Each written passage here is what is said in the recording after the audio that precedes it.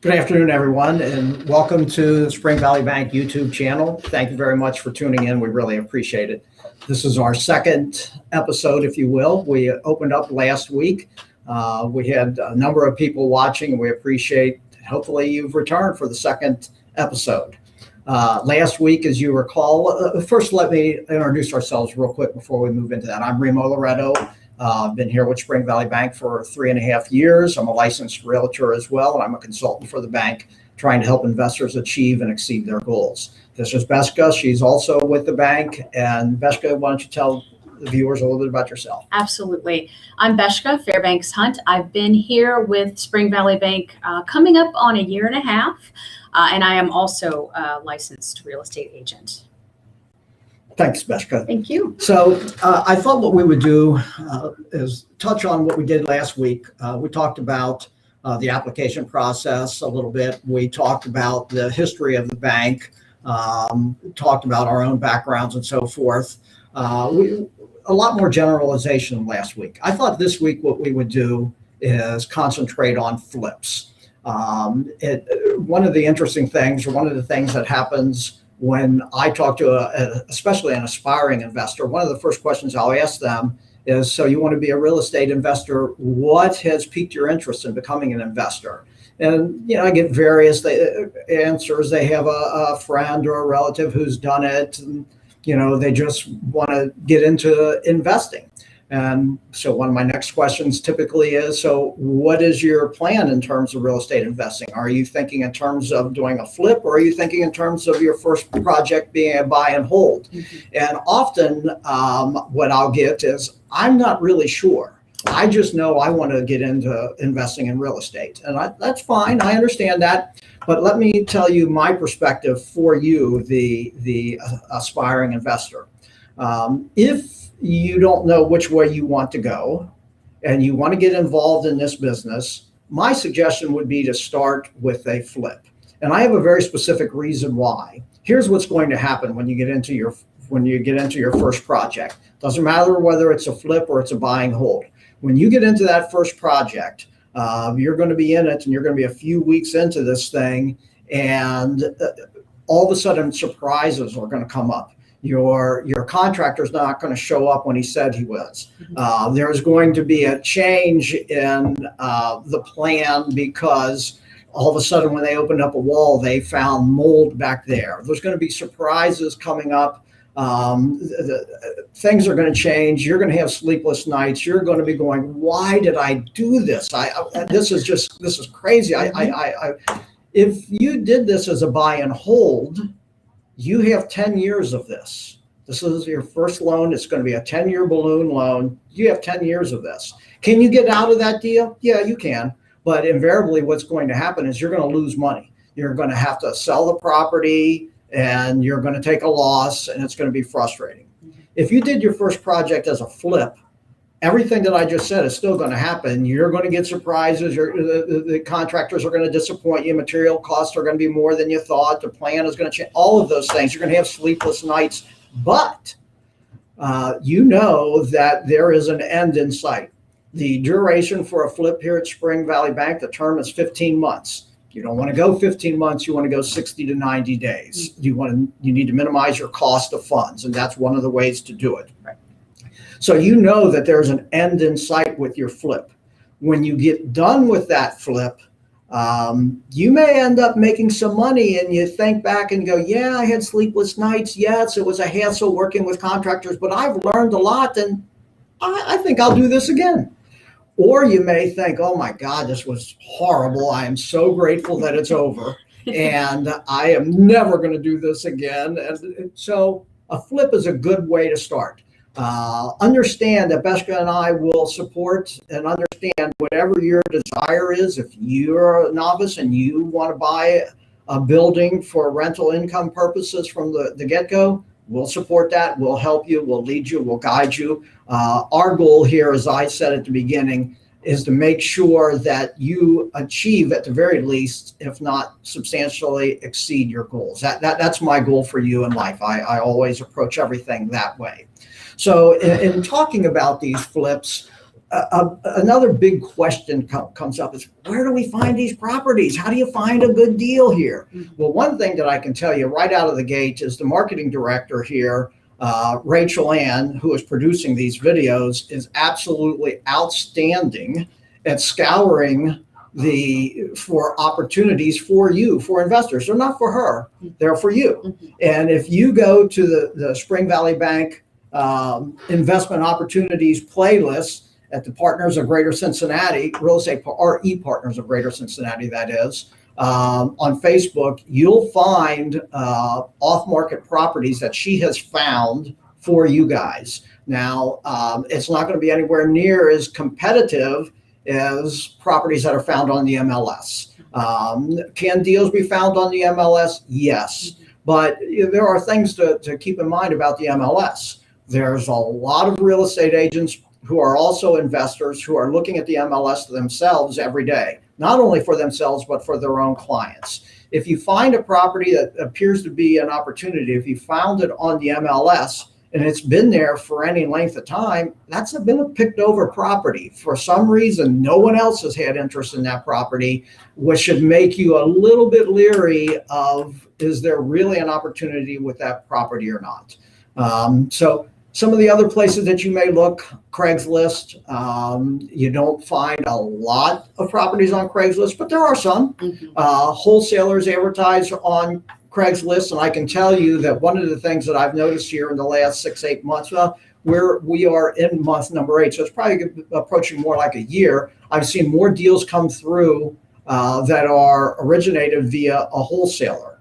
And just to answer your question, what a wholesaler is, typically they are a person who is seeking out opportunities, off-market properties. They get them under contract, and they'll turn around and sell them to an investor, and they'll mark them up, whether it be $2,000, $5,000. Obviously, it depends on the value of the property, the price range of that property. They'll mark them up, and they'll assign their right to purchase that contract to you, the new buyer. So that's another avenue to look, an opportunity to look. Another thing that I tell investors all the time, and this is more for an investor who has bought their first property or has had other properties, but when you do have a property, once you have your first one, it becomes a little bit easier. It's not easy, but it becomes easier to find properties, and here's why. When you have a property that you're now working on, you need to be prepared to go out of your way to interact with other members of that community. When you drive your truck to the site or your car to the site and you see people looking at you, you need to go over to them, introduce yourself, give them your card, say, my name is Remo Loreto. I just bought this house. I'm going to be renovating this house. And actually, here's an opportunity for you to pick a neighbor. If you know somebody that's looking for a property, because I'm going to turn this into a beautiful property for you. And by the way, this is what I do. So if you know anybody that's looking to sell a property, and believe me, that works. That absolutely works. There are investors here that use that do that, and they get leads and have closed deals from that source. So you need to be creative. There is also the yellow letter campaigns, and I really won't get into that. You can look up, Google yellow letter campaigns, and you'll see that. And your question is going to be, well, does it really work? I send out 1,000 pieces of email, and I get back 5 responses. Is it worth it? Well, the answer is yes, it's worth it. I know of a couple of successful, they're professional now, real estate investors, and that's their primary ongoing marketing method. And as I said, once they're in, and I'll be specific, I have a gentleman, one of these 2 gentlemen has recently closed on a very nice condo. And there was a draw inspection as part of the process for his rehab money. And I went up to that property to inspect it for the draw inspection. And when I got there, he said, "Remo, yeah, I'm going to be buying the condo next door." They saw me working here and they said, "Hey, we'd like to sell our condo. Are you interested?" So just like that, that's another opportunity. So that's a little bit about the process. Beshka, what would you like to add? You pretty much covered everything. I was thinking of another additional source would be the county auditor pages, auctions. That's a good way to find properties as well as you were. But Auctions- you covered pretty much everything. That Auctions I was are thinking a of. very good source. And so a typical question is, will you guys underwrite a property that we purchase at an auction? And the answer is yes. However, there's a caveat. Riskier, yes. There is a caveat with that. And that is, you need to have a plan B. If you buy a property from an auction, you need to have a plan B. Here's why. Mhm. And I mentioned this last week, and I won't get deep into this, but I will tell you, there are two parts to this, two facets to an approval of a loan. One is the borrower. And once you go through the pre-approval process, you're not required to become pre-approved. But if you do become pre-approved, it is to your advantage. Once you've been pre-approved, you go, ooh, the bank loves me. I know that they'll do a deal for me. But that's only half of the story.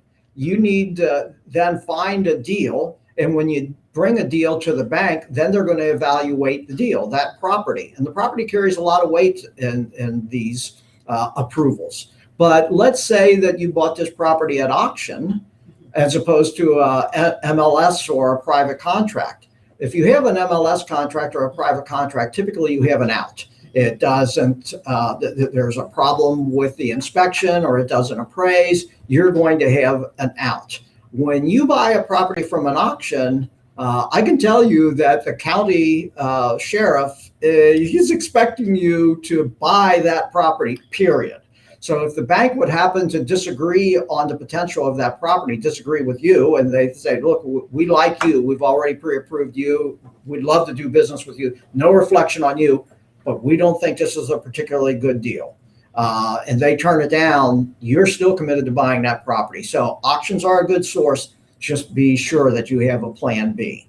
Another source that has proven actually to be a pretty good source, and it's particularly good for people that are good communicators. And not to say that if you're not a good communicator, don't try it, but the source is probate attorneys. Probate attorneys, you are dealing with an attorney. You're dealing with a professional. They're representing their family whose loved one has just passed. They have properties going through probate. They need to dispose of that property, especially in situations where the next of kin is out of town. The process is we need to move this relatively quickly. And the reason I said the idea of being a good communicator, if you approach them in a professional way, in an intelligent way, and make sense and are realistic, you have a lot better opportunity of interacting with them than somebody is, hey, I see that house is now in probate court. I'd like to buy that thing. That's not going to go real far. So professionalism is going to carry a lot of weight there as well. So what other kinds of thoughts might you have, Beshka? Networking, getting to know the investor community. I know that thinking of RIA is a good place to meet people, and then not only meet people, but then they can talk to you one-on-one about what properties they have and vice versa. So that's a good place as well. Let me expound on that a little bit. And that was a terrific mention of RIA. Here's why. If you've never attended the Greater Cincinnati Real Estate Investors Association meetings, they're outstanding meetings. What you have, depending on the topic of the night, you could have anywhere from 50 to 250 people present at the meeting, depends on who the speaker is going to be. One of the things that they allow investors to do when you're attending there, if you have a property to sell, they give you a minute or 2 minutes. They give you an opportunity to line up, and everybody gets a chance to go up to the podium and say, hi, I'm Remo Loreto. I've got a property in Coreyville that I'd like to sell. The configuration is 3-bedroom, 2-bath. You can give the address if you want, say however much you want. And if you're interested, see me after the meeting. And in the meetings that I've attended, I've seen that to generate a lot of interest. Very, very effective way of having people all of a sudden swarm you and say, oh, hey, the property in Coreyville, I'd like to talk to you further about it. So that was a great mention. I'm glad you brought that up. So what other things might we, Rachel Ann, you're producing this. do you have some great thoughts for us that you would like us to share? Or are there any questions that have come in? Yes, we actually have a question from Westchester. It's just the initial S, wants to know if you go on the MSL site and for off-market properties, are there realtor fees involved? Good question. You cannot, a regular consumer does not have access to the MLS. You can go to various sites, Sibsy Klein and my own broker, Prodigy Properties, and I'm sure Vesca's broker. All of the brokers have their own search facility. So you can go there and you won't be limited to Prodigy Property sites. You'll be able to search the MLS. But in terms of having the ability to go behind the scenes like a licensed realtor can and have access to the even further information, you won't have that. In terms of realtor fees on off-market properties, typically there are not, but there could be. And one of the things that comes up with off-market properties, and I tell people this all the time because people do talk to me about, Remo, I want to sell my property, but I want to avoid realtor fees or whatever it may be, the way they approach me. Here's the one thing that I tell people that are going to sell a property themselves to be prepared for. And that is a realtor is going to call you and they're going to say, look, Mr. and Mrs. Jones, I have somebody that's interested in your property. Do you co-op? And what they're actually asking you is, will you pay a commission? Typically, it's 3%. That's the seller's choice. They can say no. They can say yes. They can say, I have a certain bottom line that I am looking to achieve. Anything above that bottom line, I'm more than happy to pay a commission. You can handle that how you want. But in a strict no off-market property, strict, there are not real estate commissions involved. Any other questions? Yes, we have a question from Terry over in Green Township. She wants to know typically how long does a property renovation take? How much time? Are you able to, I guess she's trying to ask if she has a job, would you recommend doing a flipping of a property part-time? I definitely have some strong feelings about this, but Beska, would you like to answer first?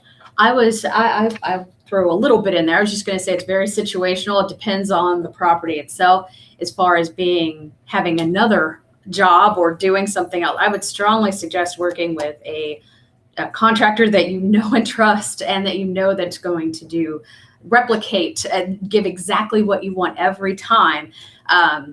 And then that way you can trust that while you're doing your day job, that your contractor is going to be doing exactly what you want them to do. I feel like it's a trusted relationship you'd have to have with your contractor in order to accomplish what you need. It can be done, but I think it depends on your trust level with that contractor. Yeah, Beska's absolutely right. In the first episode last week, and I'll say it again very briefly here, there are two really, really hard parts to this. I call them hard part 1A and hard part 1B. Hard part 1A is finding a property that's appropriate.